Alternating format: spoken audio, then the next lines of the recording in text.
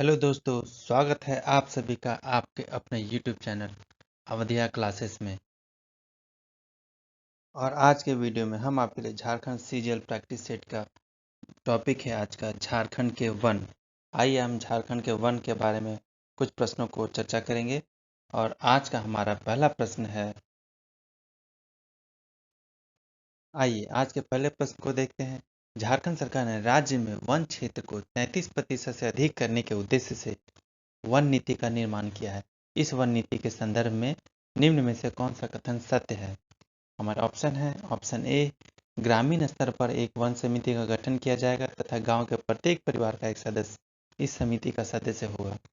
Option B, वनोत्पादों की खरीद सरकारी एजेंसियों के माध्यम से की जाएगी। ऑप्शन सी, वनों की सुरक्षा का दायित्व वन विभाग के साथ साथ ग्रामीणों को भी सौंपा गया है। ऑप्शन डी, उपरोक्त सभी कथन सत्य हैं। आपका समय शुरू हुआ दोस्तों, अब 10 सेकेंड का। अगर आपको इसका सही उत्तर मालूम है तो क्वेश्चन नंबर के साथ अपने ऑप्शन कमेंट बॉक्स में लिख कर दे सकते हैं। समय समाप्त हुआ दोस्तों, आइए देखते हैं इसका सही उत्तर क्या होगा। जी हाँ, इसका सही उत्तर है उपरोक्त सभी कथन सत्य हैं। यानी झारखंड वन नीति के तहत ग्रामीण स्तर पर वन समिति का गठन होगा, जो कि गांव का प्रत्येक सदस्य का प्रत्येक परिवार का एक सदस्य समिति का सदस्य होगा। वनोत्पादों की खरीद सरकारी एजेंसियां करेंगी। वनों की सुरक्षा का दायित्व वन विभाग के साथ साथ ग्रामीणों को भी सौंपा जाएगा। चलिए दोस्तों, दूसरे प्रश्न की ओर चलते हैं। आइए दूसरे प्रश्न को देखते हैं। राज्य में गठित वन नीति के तहत ग्रामीण स्तर पर लगभग कितने वन समितियों का गठन किया गया है? हमारा ऑप्शन है option A 5,000, option B 10,000, option C 15,000 या ऑप्शन डी 20,000। आपका समय शुरू होता है अब दोस्तों। अगर आपको इसका सही उत्तर मालूम है तो कमेंट बॉक्स में लिखा दे सकते हैं।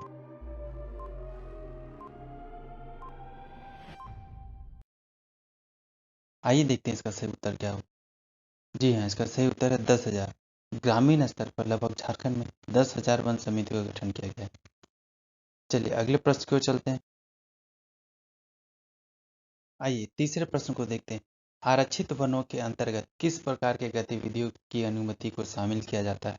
हमारे ऑप्शन है ऑप्शन ए, यहाँ सभी प्रकार की गतिविधियों पर प्रतिबंध होता है। यहाँ किसी भी प्रकार की गतिविधियों पर प्रतिबंध नहीं होता है। यहाँ सीमित गतिविधियों के संचालन की अनुमति होती है, या यहाँ केवल पशु चराने की अनुमति होती है। आपका समय शुरू हुआ दोस्तों। अगर आपको इसका सही उत्तर मालूम है तो कमेंट बॉक्स में लिख कर दे सकते हैं।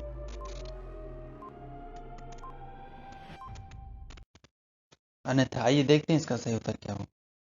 जी हाँ, इसका सही उत्तर है यहाँ सभी प्रकार की गतिविधियों पर प्रतिबंध होता है। जी हाँ, आरक्षित वनों यानी रिजर्व फॉरेस्ट झारखंड में जहाँ भी हैं वहाँ सभी प्रकार की गतिविधियों पर प्रतिबंध होता है। यानी वहाँ न पशु चरा सकते हैं न वहाँ पे लकड़ी की कटाई हो सकती है। आइए कुछ आंकड़े देखते हैं इसमें। झारखंड राज्य में आरक्षित वनों का क्षेत्रफल 4,387 वर्ग किलोमीटर है, जो कि कुल वन क्षेत्र का 18.58% है।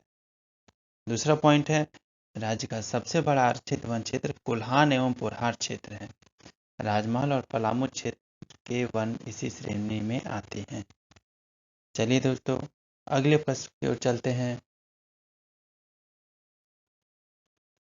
आइए अगले प्रश्न को देखते हैं। संरक्षित वनों प्रोटेक्टेड फॉरेस्ट के अंतर्गत किस प्रकार की गतिविधियों की अनुमति को शामिल किया जाता है? हमारे ऑप्शन है, यहाँ सभी प्रकार की गतिविधियों पर प्रतिबंध होता है। यहाँ किसी भी प्रकार की गतिविधियों पर प्रतिबंध नहीं होता है। यहाँ सरकारी अनुमति के तहत सीमित गतिविधियों के संचालन की अनुमति होती है, यह इनमें से कोई नहीं। आपका समय शुरू हुआ दोस्तों।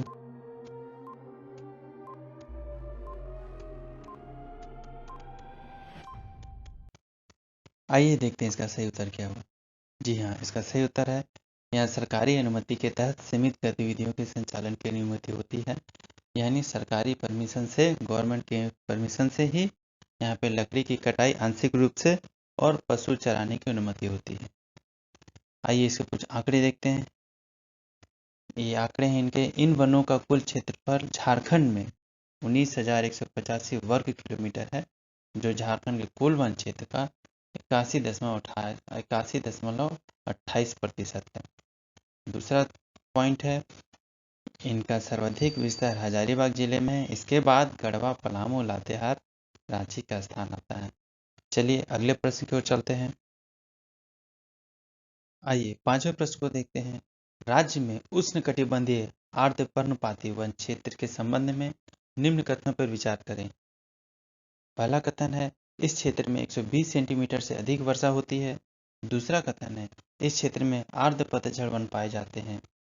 तीसरा कथन है, इस वन प्रदेश में साल, शीशम, सेमर एवं महुआ के वृक्ष प्रमुखता से पाए जाते हैं। आपको बताना है कि इन तीनों कथनों में से कौन सा कथन सही है। कथन एक सही है, कथन एक और दो दोनों सही है, या कथन दो और तीन सही है, या कथन एक, दो, तीन दोनों सही है। आपका समय शुरू हुआ दोस्तों। अगर इसका आपको सही उत्तर मालूम है तो कमेंट बॉक्स में लिखकर दे सकते हैं।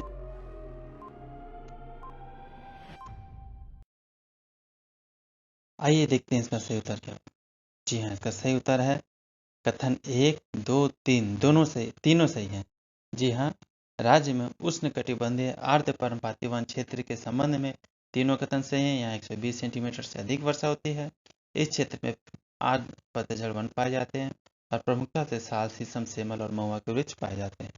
चलिए दोस्तों अगले प्रश्न की ओर चलते हैं। हमारा छठा प्रश्न, राज्य में उष्णकटिबंधीय शुष्क पर्णपाती वन क्षेत्र के संबंध में निम्न कथनों पर विचार करें। यहाँ तीन कथन दिए हुए हैं। पहला कथन, इस क्षेत्र में 120 सेंटीमीटर से अधिक वर्षा होती है। दूसरा कथन, इस वन क्षेत्र में सघन वनों की प्रचुरता पाई जाती है। तीसरा कथन, राज्य का लगभग 93% भूभाग इसी वन प्रदेश के अंतर्गत आता है। आइए देखते हैं इसका कौन सा कथन सही होगा। कथन एक और दो, कथन एक और तीन, कथन दो और तीन, या कथन एक, दो, तीन। आपका समय शुरू हुआ दोस्तों। अगर इसका आपको सही उत्तर मालूम है तो कमेंट बॉक्स में लिखकर दे सकते हैं।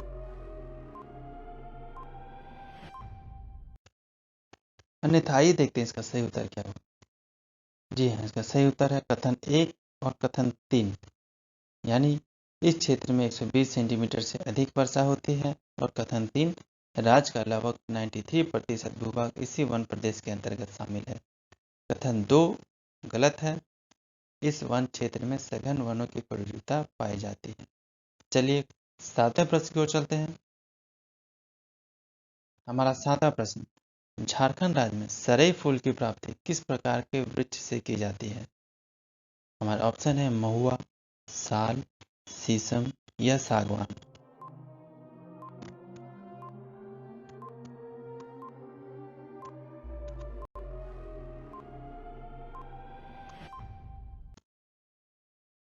आइए देखते हैं इसका सही उत्तर क्या होगा। जी हाँ, इसका सही उत्तर है साल। सरई फूल साल के पेड़ से पाई जाती है।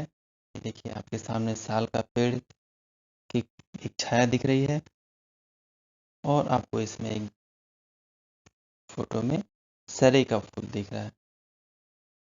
चलिए अगले प्रश्न की ओर चलते हैं। हमारा आठवां प्रश्न, साल वृक्ष के बीजों से निकाले जाने वाले तेल को झारखंड में किस नाम से जाना जाता है। हमारे ऑप्शन है कोया तेल, कुजरी तेल, सरई तेल या अरंड तेल।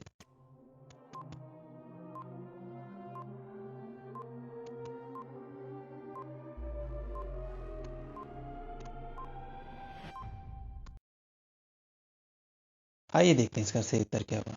जी हाँ, इसका सही उत्तर है कुजरी तेल। साल वृक्ष के बीजों से निकाले जाने वाले तेल को झारखंड में कुजरी तेल कहते हैं। चलिए अगले प्रश्न को चलते हैं।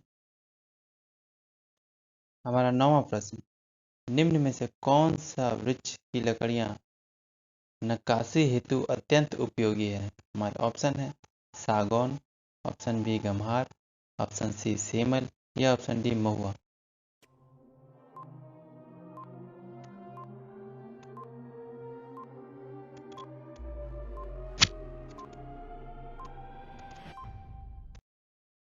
चलिए समय समाप्त हुआ दोस्तों। आइए देखते हैं इसका सही उत्तर क्या होगा।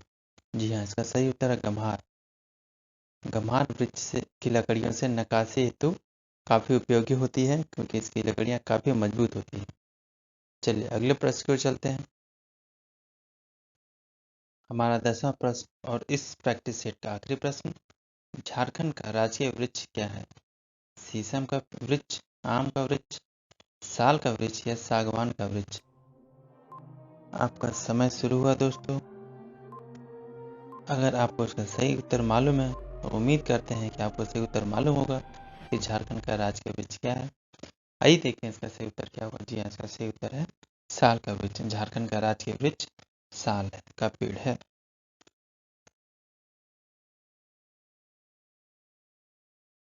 धन्यवाद दोस्तों, इस वीडियो में बस इतना ही। हम फिर मिलते हैं अगले वीडियो में नए प्रश्नों के साथ। तब तक आपको अगर यह वीडियो पसंद आया हो तो इसे लाइक करें और सब्सक्राइब करें और शेयर करें। आगे नए वीडियो देखने के लिए इसे कृपया सब्सक्राइब जरूर करें। धन्यवाद दोस्तों।